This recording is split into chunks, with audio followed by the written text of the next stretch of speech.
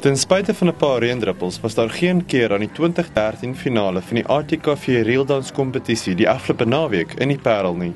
Maar voor dit begin reël het die besturende direkteur van die ATKV, Japie Gous, die aand aan wyle oud-president Nelson Mandela opgedra.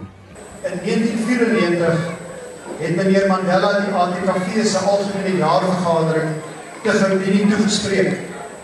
Tydens die geleentheid het die Tygerberg se kinderkoor opgetree. Meneer Mandela het spontaan saam met die koor danspassies gedoen. Ek dink meneer Mandela sou graag vanaand die ATKV se reeldansfinaal wou bywoon. En daarom dra ons graag hierdie geleentheid aan hom op. In die gees van die reël het 5 reeldansers ook vir ons 5 verskillende danspassies gewys, as jy by die huis 'n bietjie wil reël.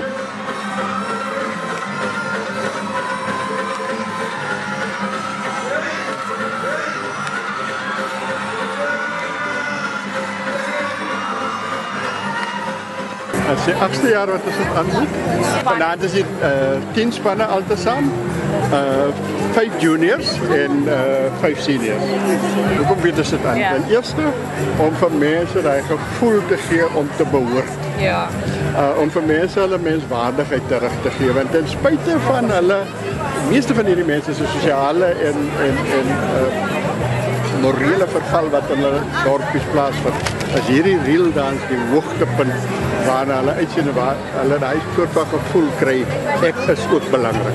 Die aand se senior wenners was die Boesmanland Bitterbessies en by die juniors het die nuwe graskoue trappers stof in die ander deelnemers se oë gedans.